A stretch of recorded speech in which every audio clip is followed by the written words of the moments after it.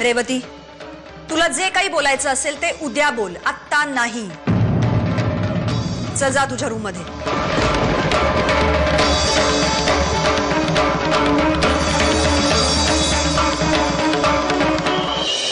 विभासला आणि तिला कधीच मूल होणार नाही असं डॉक्टरने सांगितलं आणि ते कळल्यावर तिची ही अशी अवस्था झाली.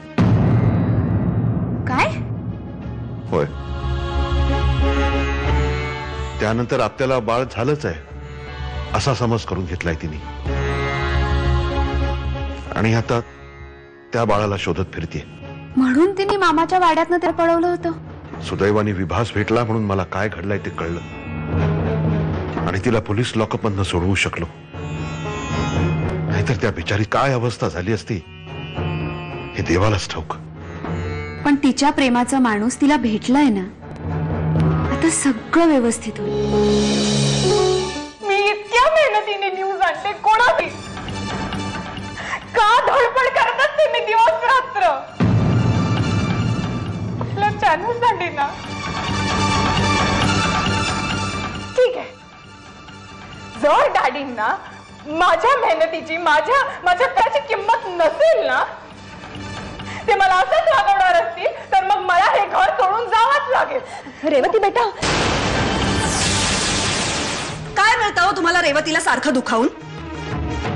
का तिच्या प्रत्येक गोष्टीला विरोध करत असता तुम्ही? मम्मा नको ना. बोलू दे तिला. नाही डॅड, तुम्ही आत्ताच गोळ्या घेतल्या. मॉम प्लीज, तुला जे बोलायचंय ते उद्या बोल. तुम्ही चला आता आराम करा. प्लीज चला डॅड, तुम्ही उठा, आराम करा. चला.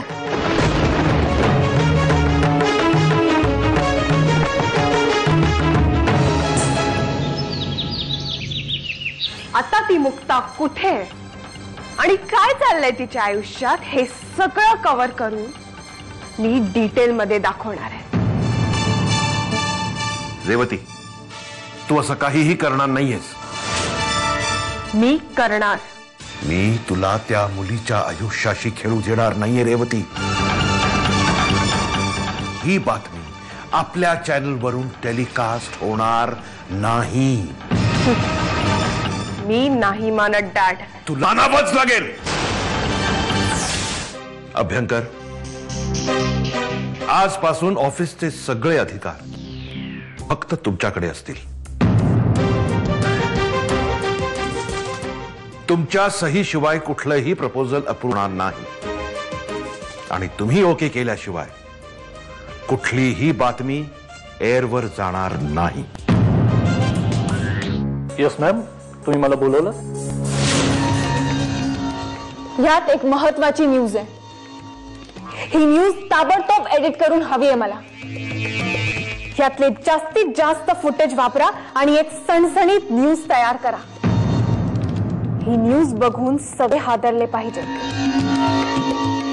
आजच्या 7:30च्या बुलेटिनला ही न्यूज दिसायला हवी ऍट एनी कॉस्ट. एखादी बातमी गैर असली, आपल्या चॅनल दृष्टीने किंवा समाजाच्या दृष्टीने ती आक्षेप घेण्यासारखी असली तर ती बातमी अभ्यंकर सरळ सरळ नाकारू शकतात. एवढे अधिकार दिलेले आहेत. पण ती न्यूज रेवती तिची असली तरी सुद्धा. अगदी रेवतीची तरीही.